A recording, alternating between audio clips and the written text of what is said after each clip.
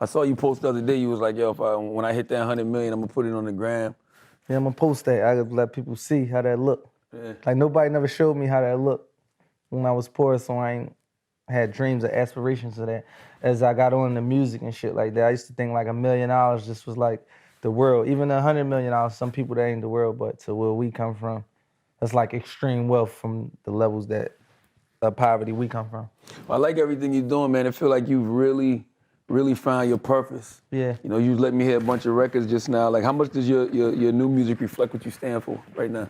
Yeah, it always been mixed up like that. I was talking to Hov one time. He just like, I heard on your last album, like it's not what you say, it's how you say certain things. Like, you know, you might hear Hov and them pop some shit and they rap.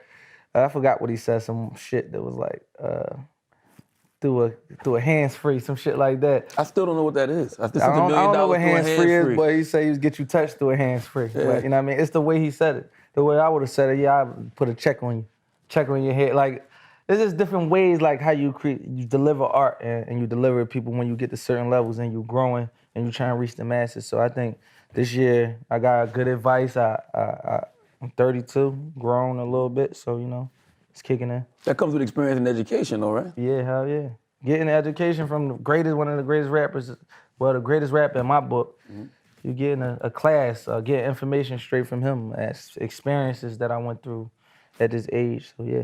I wonder where you at, because on your first album, Dreams and Nightmares, you had a song called Traumatized. Yeah. But then on your Championships album, Grammy nominated, by the way, you got a song called Trauma. Yeah. So how have you changed mentally from the time you wrote the first song to the second?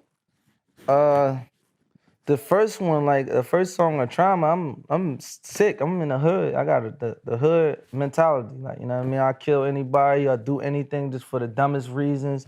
In my mind, traumatized. You hear me talking about I want to kill a guy that killed my dad. Me now, I don't know if I'd be able to see you and control my emotions. Somebody that killed my father, but me, I don't even think about shit like that no more. I think time heals everything.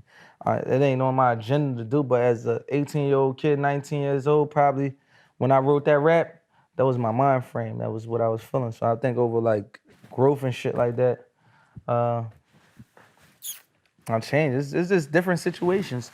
Me probably at traumatized when I was doing that, when I was thinking that way, I still was being in the hood. I was still around murder. Still could have got murdered any day being in them environments, being paranoid, trying to protect yourself, being around death and shit like that.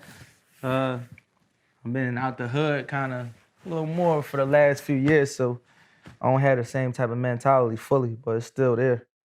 You think you've done anything to like try to deal with that trauma? Yeah, hell yeah. I've been smoking weed all week. I'm smoking all day. I got 100 friends that been murdered and shit. When we lay down in the bed, we gotta smoke something, take a Benadryl, something. You start thinking about 10 of your homies that got killed last year. Mm-hmm. So it'd be like a little, yeah, I smoke. I used to take perks. Remember I was talking about on your show? Yeah. I used to take perks and shit like that, but all that came from like a balance of dealing with shit like that.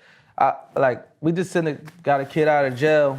Well, not got him out of jail. The Philadelphia's public defender's office got him out of jail, and we supported it. And he went to jail for not having 1900. Basically, like, you got judges and shit that send kids to jail for for the child support. Yeah, but that's just one thing. You know, you get sent to jail for taking Percocets or for smoking weed.